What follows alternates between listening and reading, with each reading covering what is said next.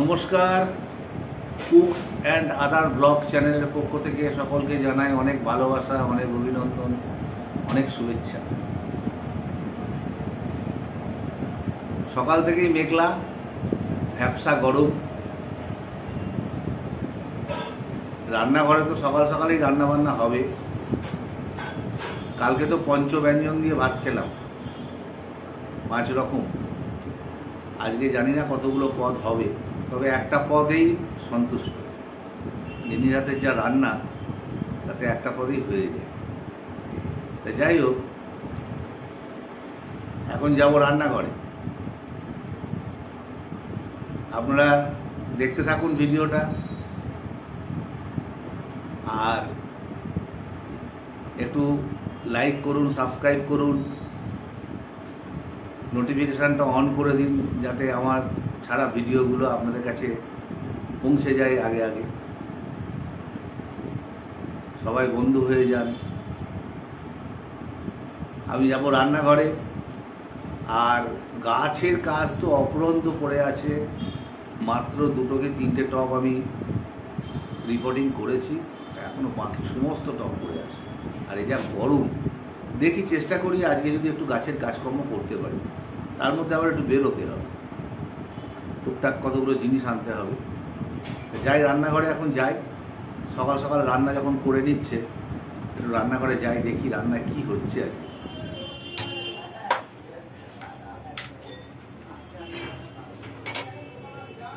চলে এলাম রান্নাঘরে। বললামই তো সকাল সকাল রান্নাঘরে ঢুকবো। একটা ভ্যাপসা গরম সকাল থেকেই। কড়া চেপে গেল। প্রথমেই তো ভাজাভাজির পালা। কড়া গরম হোক। হালকা গরম হয়ে গেছে কড়া। কড়ার মধ্যে পড়ে গেল সর্ষের তেল। তেলের পরিমাপ থেকে আন্দাজই করতে পারছেন মোটামুটি কি হতে পারে। ভাজাভুজি হবে আর কি। আসলে কালকে রবিবার গেছে। কালকের ভিডিওটা যারা আমার দেখেছেন তারা জানেন যে 3 পদের মাছ এনেছিলাম। তা কালকে মোরলা মাছটা খাওয়া হয়েছিল।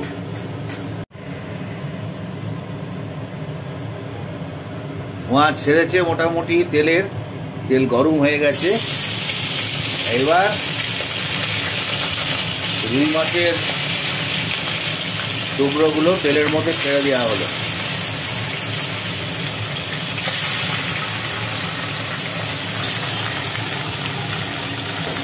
মাছের পিসগুলো বেশ বড় বড়। একটা মাখা মাখা তরকারি হবে। হালকা মশলা দিয়ে একটা মাখা মাখা, না ঝোল না মাখা মাখা, এরকম টাইপের একটা তরকারি হবে। মাছগুলো ভাজা হোক। ওদিকে তো মাছ ভাজাভাজির কাজ চলছে। আমি তো কাছে থাকতেই পারছি না। গ্যাসের যা রান্নার যা হিট, তারপরে পাখা বন্ধ। আমি দূরে চলে এসেছি, ফ্যান চালিয়ে বসে আছি। কি করব? রান্না করছে গিন্নি। গিন্নি একটু কষ্ট করুক, আর কি বলবো বলুন। রান্না বান্না তো করতেই হবে। মেঘলা হয়ে রয়েছে, একটা গুমটে ভাব। মাছটা ভাজা হোক। মাছগুলো মোটামুটি লাল লাল করে ভাজা হয়ে গেল। এবার মাছগুলোকে একটা একটা করে তুলে নেওয়া হচ্ছে।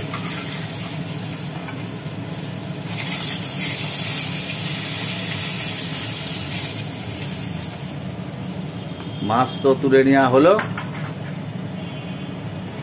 এবার ওই তেলের মধ্যেই আলুগুলোকে একটু ভেজে নেওয়া হবে।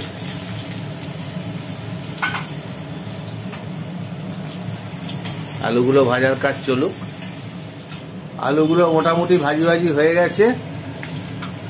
এবার আলুগুলোকেও তেল থেকে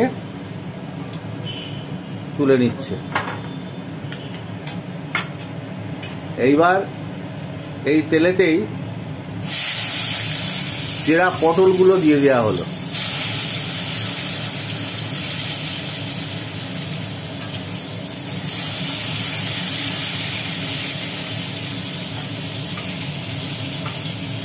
এবার পটলগুলোকে একটু ভাজি ভাজি করতে হবে।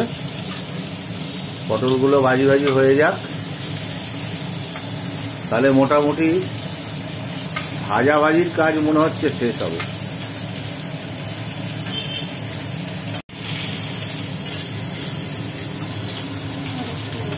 পটলগুলো প্রায় শেষের পথে, আর একটু হবে। পটলের গায়ে চিট লাগতে একটু দেরি হয়। মোটামুটি হয়ে গেল। এইবার পটল ভাজাগুলোকে তুলে নিচ্ছে।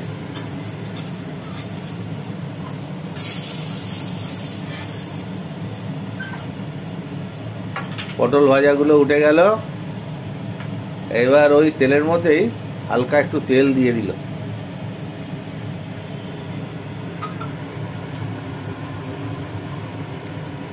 এবার ওর মধ্যে পড়লো আস্ত জিরে, তেজপাতা,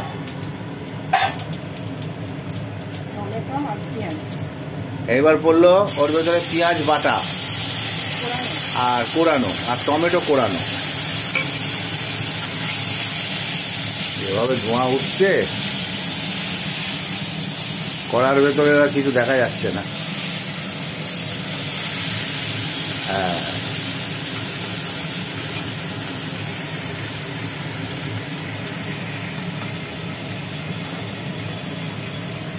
বলো। আদা রসুন বাটা পড়লো।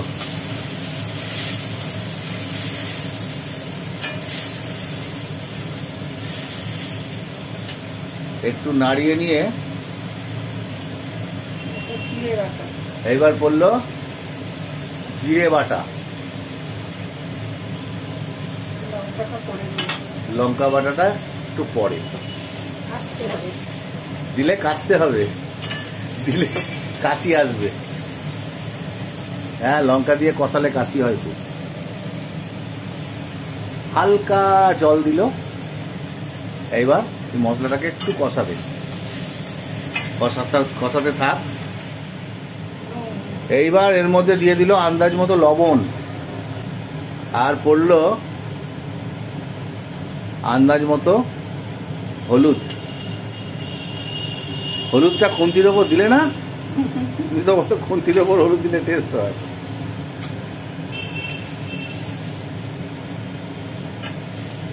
এইবার তরকারি এই মশলাটাকে ভালো করে কষানো হোক। মশলাটা মোটামুটি কষানো হয়ে গেছে। এইবার ওর মধ্যে পড়লো লঙ্কা বাটা, এটা কাঁচা পাকা লঙ্কা আর কি, দিয়ে কষানো মশলার সাথে লঙ্কাটাকে একটু মিশিয়ে নিয়ে এইবার ওর মধ্যে দিয়ে দিল ভাজা আলুগুলো।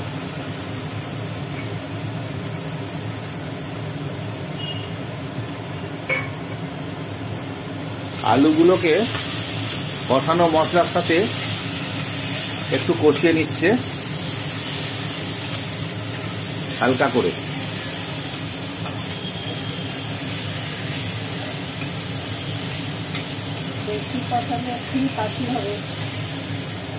বেশি কষালে কাশি হবে। লঙ্কা পড়েছে।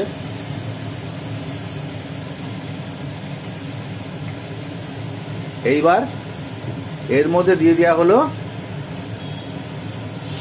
জল।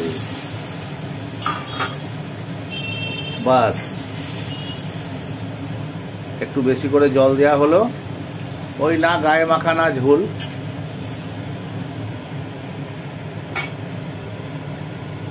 এবার দিয়ে দেওয়া হলো চাপা। থাক।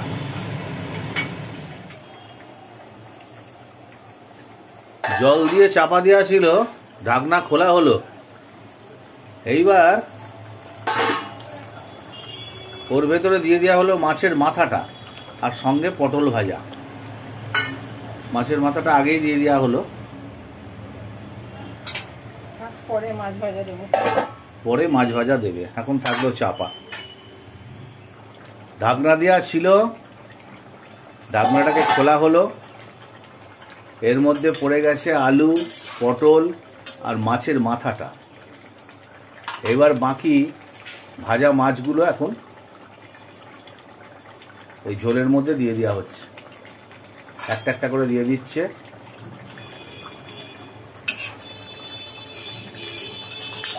বেশ বড় বড় পিসই কাটিয়ে এনেছিলাম, কারণ লোকাল জ্যান্ত মাছ তো, মাছগুলো বড় বড় করে কেটে আনা হয়, ভাজার সময় এগুলো গুটিয়ে ছোট্ট হয়ে যায়, সেই ভয়ে।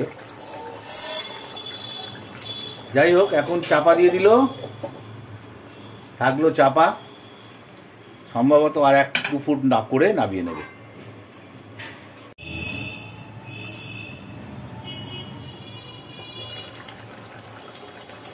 মাছগুলো দেওয়ার পর চাপা দিয়ে রাখা হয়েছিল, এবার ঢাকনাটা খুলে দেওয়া হলো। মোটামুটি হয়ে গেছে, ব্যাস কমপ্লিট। ঝোলে ঝালে রুই মাছ কমপ্লিট। এইবার নামিয়ে নেওয়া হলো।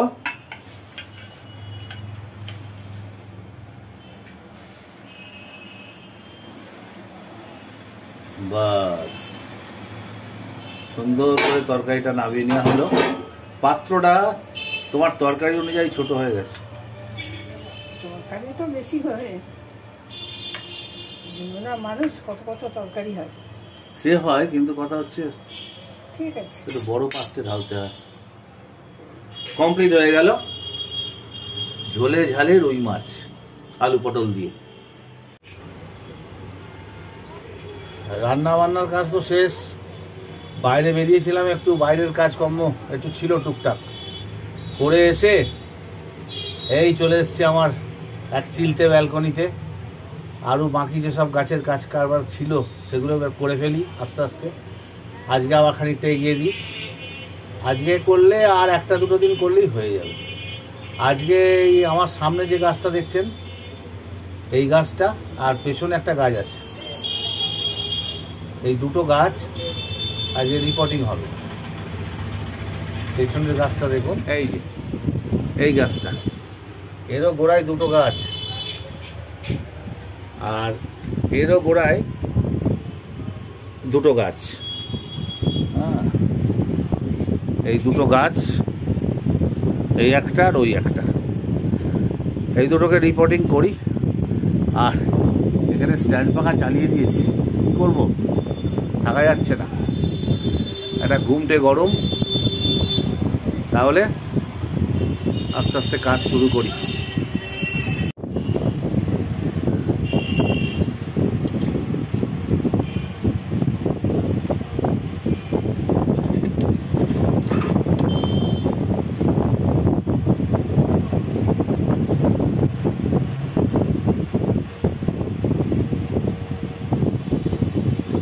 এইভাবে শেকড় বাঁচিয়ে বাঁচিয়ে এই টবের থেকে সমস্ত মাটি তুলে ফেলতে হবে।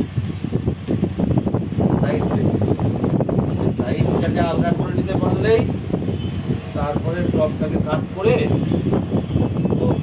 মাটি শুদ্ধ টবটা উঠে আসবে।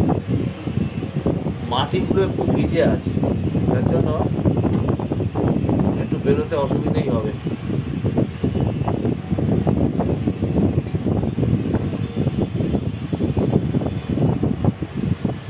টবকে এখন মাটি শূন্য করে এই টবটাকে পুরো তুলে ফেলতে হবে টবের থেকে গাছটাকে।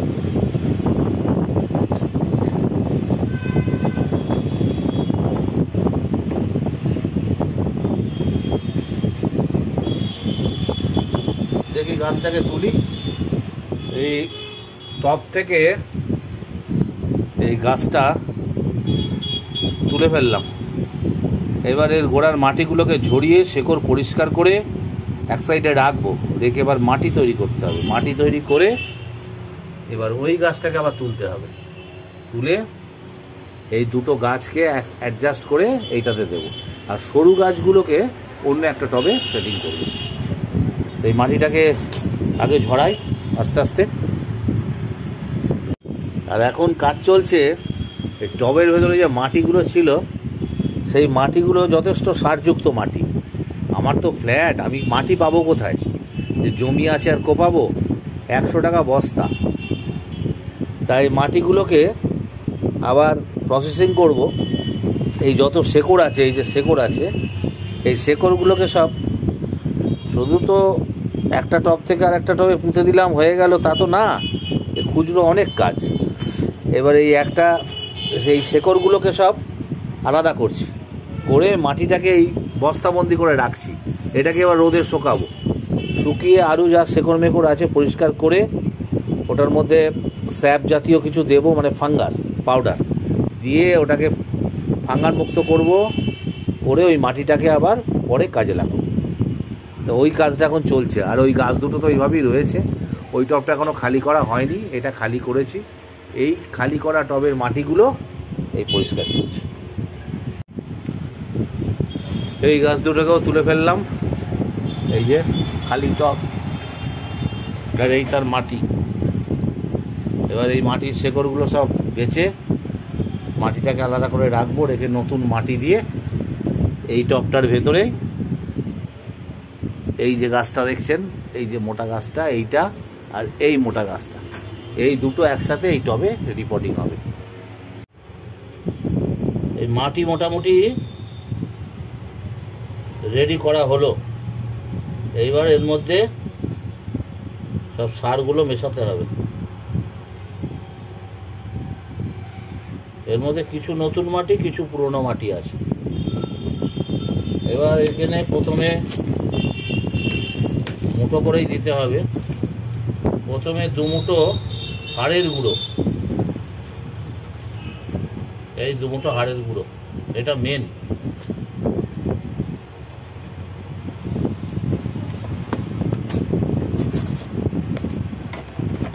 এবার দেব 1 মুঠো নিমখোল, এটা হচ্ছে নিমখোল 1 মুঠো।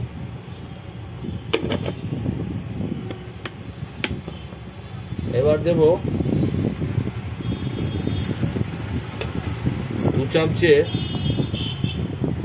সর্ষে খোল,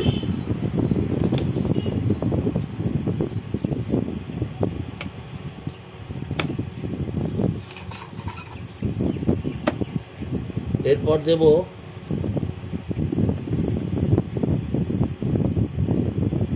2 চামচে কেঁচো সার, 2 চামচে না 3 চামচে।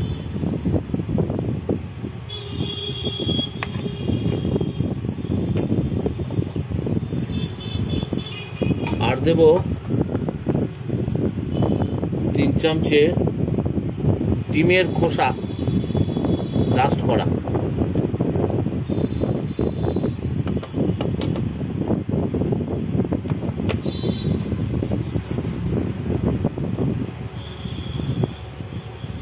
আর এর মধ্যে একটা জিনিস পড়বে, গোবর সার।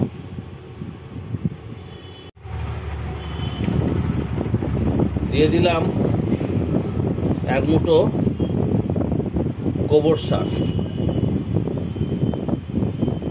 এইবার এইটাকে আমার সুন্দর করে মিশিয়ে এই সার মাটিটাকে এবার মাটির সাথে সুন্দর করে মেশাবো। মিশিয়ে এই টবটার ভেতরে এই যে গাছ দুটো আছে, এই গাছ দুটো সেটিং করব, করে নিয়ে দেখাচ্ছি। এই গাছটাকে এখানে সেটিং করে দিয়ে দিলাম, একদম সেট করে। এই যে দুটো ডালকে কালকে এই গাছটাকে করবো, এটা সিঙ্গেল আছে, এটা ডবল দিয়ে মোটামুটি এটাকে সেট করে দেবো। খালি কাজ কমপ্লিট। আজকের মতো এখানেই শেষ, আর পারা যাচ্ছে, অনেক বেলা হয়ে গেছে। এবার স্নান করতে যাব। স্নান হয়ে গেল, পরিশ্রম হয়েছে খুব, আর খুব গরম। এবার খেতে বসবো তো, দেখি। ভাত, কাঁচা লঙ্কা, আজকে একটু নতুনত্ব আছে, থোড় ভাজা। এটা থোড় নিয়ে এসেছিলাম, লাউ থোড়, সেই থোড়টা আজকে ভাজা হয়েছে। আর এদিকে হচ্ছে রুই মাছের ঝালে ঝোলে আলু পটল দিয়ে, দেখে তো মারাত্মক লাগছে, খেতেও মারাত্মক হবে। এটা দিয়েই ভাত হয়ে যাবে, তাও আর কি। তবে সামনে থোড়, এদিকে স্যালাড, এই যে স্যালাডেও পেঁয়াজ আর টমেটো এই শসা নেওয়া হয়েছে, আর রসুন তো আছেই, সঙ্গে আছে টক দই, বাস। শুরু করি।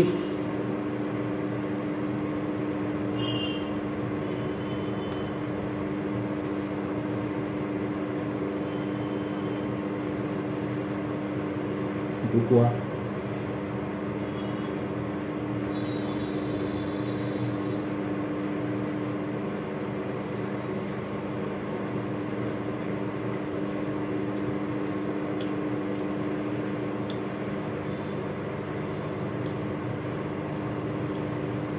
ব্যবসা গরম, আর আজকে রসুনটাও অসম্ভব ঝাঁঝ, তা আমি জানি না।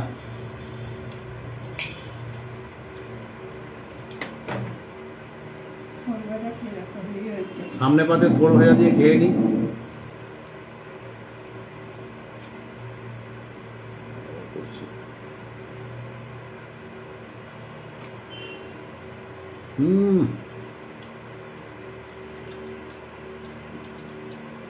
First class. সর্ষে আর লঙ্কা দিয়ে অর্ডিনারি ভাজা, কচি থোড়, খুব টেস্টি।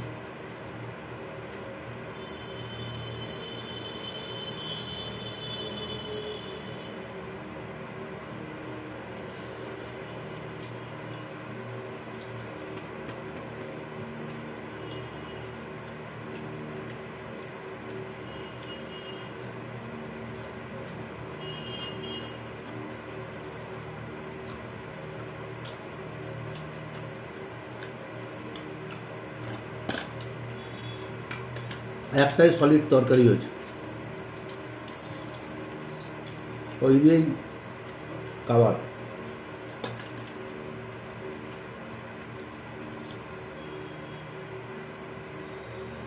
মাছের পিসও বিশাল।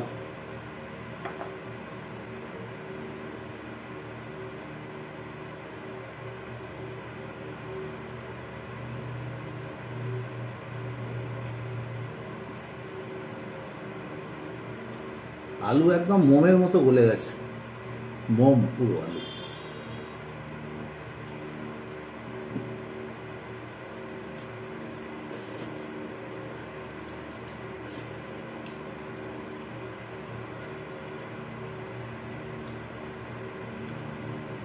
মশলা সবই পড়েছে, কিন্তু পরিমাপে কম, কিন্তু খেতে হয়েছে মারাত্মক।